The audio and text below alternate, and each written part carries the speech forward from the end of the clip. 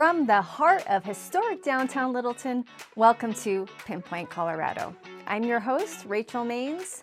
Whether it's women's clothing or accessories, babies' clothing or toys, or a giftable find, you're gonna love everything you see. Coming up, I sit down with shop owner Stephanie Maines on what makes Giggle Blossom a favorite.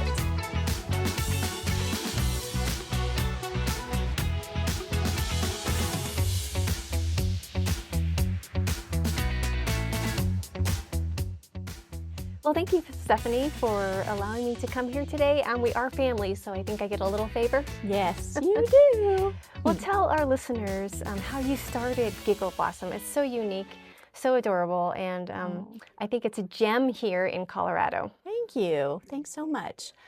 Well, it goes quite a few years back. I knew I was a middle school teacher. That's what I went to school for. I knew once we started having children, I probably wanted to pull back from that and have an outlet to stay at home. I'm pretty crafty, so once we were able to get pregnant and have our daughter, I started making things for her. And that's actually what it began as a children's clothing line, accessories and that sort of thing. And I sold at markets for the most part. And then it just got to a point where I was at a crossroads where either we need to try to go big or I need to probably venture into something else. And that's where the first brick and mortar kind of came about. We were at a place very well known in Colorado Denver, called White Fence Farm. And the little yellow house in the back, the farmhouse, had a big for lease sign in it. And I thought, I'm going to just see what that's all about. And that's where the first brick and mortar started. And it was the first segue into retail real retail is what I call it, because it was limited hours. The people were already there. So it was perfect. And I had a partner at that time, and we just complemented each other very well. And then it evolved as my daughter grew, because it was children's things at first. I thought, let's bring in some women's things. And now it's just evolved into mostly a women's boutique. My daughter's grown now, all these years later, and it's just, an avenue of ministry and connection and just relationships for me, per se. So I really like to, well, you have unique style, just impeccable style. So everything is like, oh my gosh, that's a gem. You know, it's when you come in here, it's fun because there's so many things that are just adorable and something you want to purchase either for yourself or gift to somebody else. Sure. So I'm sure you're used to people saying you have great style, but how did you grow in that in terms of picking your inventory? Yes. I find it very uniquely odd in a way, because my own style is very simple. I think I'm a very simple person. I don't really go off into trends very much. There's some in there. So I'm focused on primarily things that I feel everyone needs this in their closet. You know, Everyone needs a denim jacket in their closet. And I try to really focus on the colors of the year and what those trends are, not so much the super trendy styles. And it's been a challenge. I mean, over the years, trends change so fast with social media. And that has just really opened my eyes to there's so much out there to begin with, to choose from. So, that's one of those things that can be more challenging for me, but I just kind of stick with this speaks simple and it's classic, and hopefully other people like it other than me.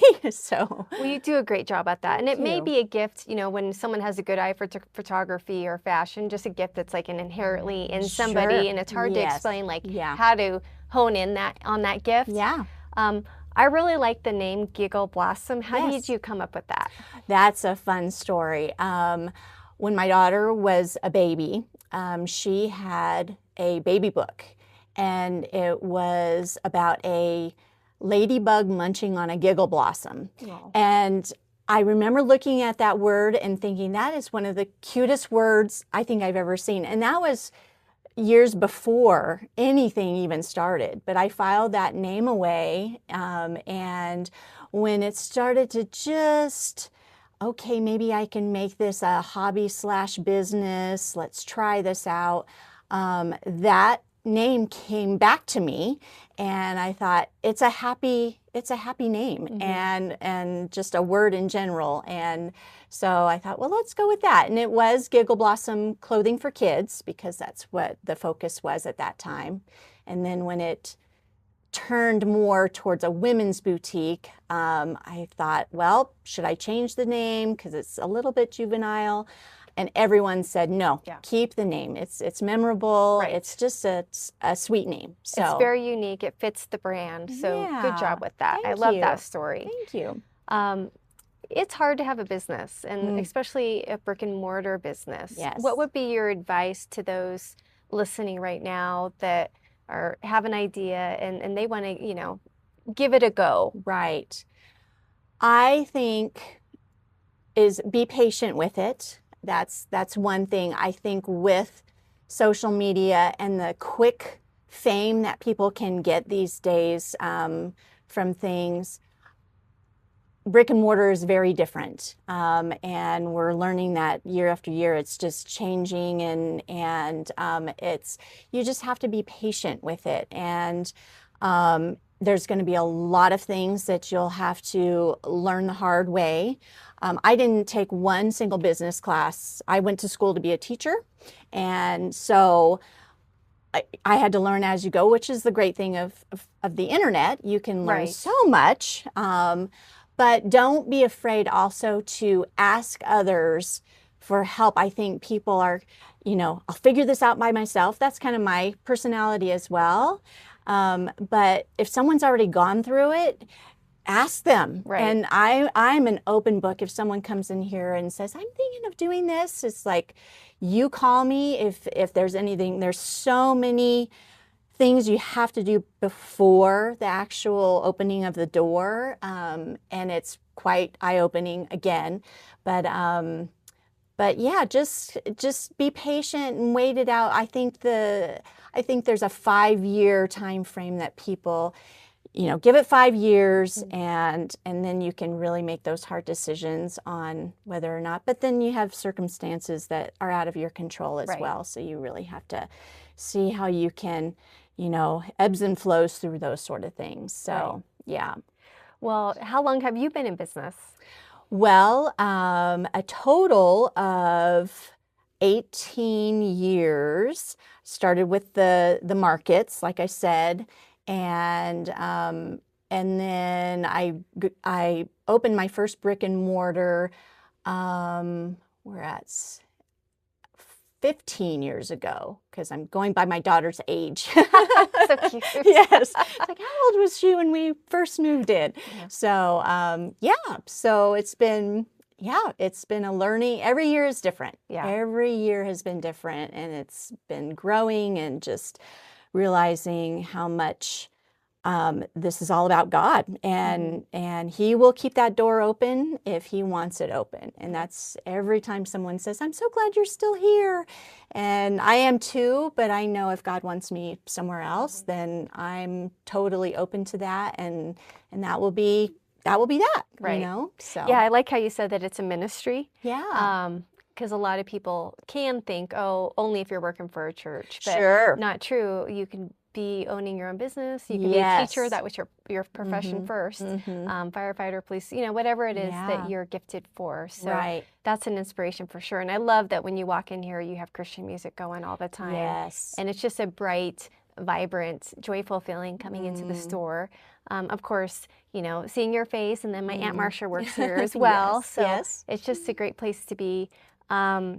What would you say in terms of someone who wants to get specifically into a boutique? What are some of those challenges with the business of being a boutique? A boutique. Well, I feel like The main challenge is the competition of online. Anyone who has an Instagram page can be successful with selling clothing, especially the influencers that tap into Amazon, and just the challenge of there's overhead that we have to cover, which if you are an influencer, you don't really have that, and then the cost of goods and all of that. Right. But it's a balance, and you can't second guess. I think that's really a killer to someone's drive and motivation, is that, oh my goodness, and I still do it to this day. Yeah. I just have to have that reality check of just go, just keep going. And, and if, I feel like everything about this store, I give over to the Lord, and it's just, I have to trust that all these decisions that I'm making are going to be successful in the grand picture of things. Granted, I'm going to fail, everyone's going to fail along the way. But it's just, Lord, I'm going to go with this, and, and you direct me from there. But just not comparing, that comparison thing can really hurt you. So it's, and that can go for more than just owning a store. It's just like in everything in life, for sure, and just trusting God. That's right. Walking out in faith. That's right. Your store is very unique. How would you describe your store in terms of the differences, this boutique into other boutiques? Yeah.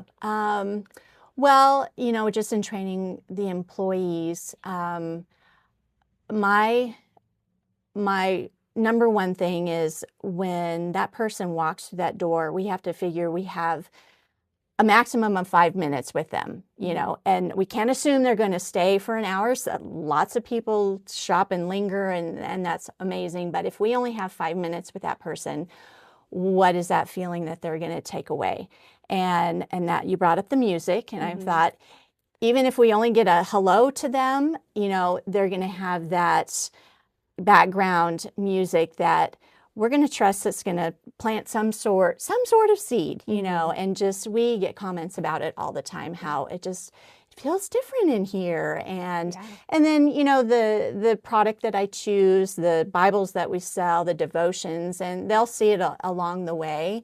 But it's just, with the employee interaction, it's relational. We have the most amazing conversations with women, and it touches my heart. It's really a special thing. And I know that every woman that works here, all my Giggle Blossom gals, they would not hesitate to go deeper into those relationships, where if you go to another boutique, or even Macy's or Dillard's or whatever, that relationship kind of stops at, hello, can I help you today?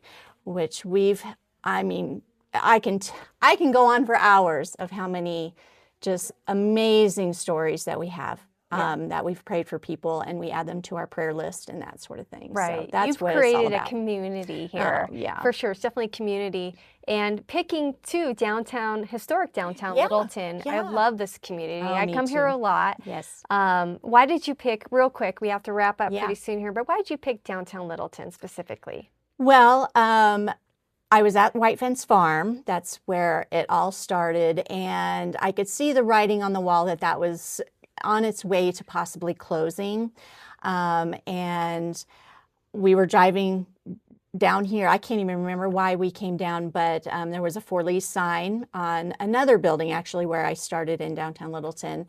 And I'm one of those that is like, I'm just going to do it. I'm going to call them and let's meet, and because what can that hurt? Right. And met with the gal. It was completely doable with the hours of White Fence Farm and opening that second location. Really small, sweet boutique space, and same thing there. It was this space opened, and driving by, it's just, I feel like God really orchestrates all of this. Yeah. That lease, I probably wouldn't have been good to stay there. And this opened, White Fence Farm closed. It all happened in the same like couple months. And I remember my husband and I standing in the doorway, and it's like, this is pretty scary. This is a big spot. A lot of product has to go in here. And he was just like, let's just believe, like the Israelites, you know, and we just have to believe that. And here we are 7.5 years later here in this location. But I love downtown Littleton. Yeah. It's just has the same reaction from everyone. When you say, my store's in downtown Littleton, they're, oh my goodness, I love that area. So yeah, I just love it. It's small town in a big city. So, Exactly. yeah. A great fit. Yeah. And everything that you're doing here is just amazing, especially since you give the Lord credit, and He's given you such a treasure, and you are a treasure. And so thank you for all you do, Stephanie. And for the listeners, definitely stop on by Giggle Blossom in downtown Littleton. Oh, thank you, Rachel. My thanks to Stephanie Maines and team for a warm welcome in downtown Littleton. To plan your visit and see what's new, head to GiggleBlossomBoutique.com. For Pinpoint, Colorado, I'm Rachel Maines. See you next time.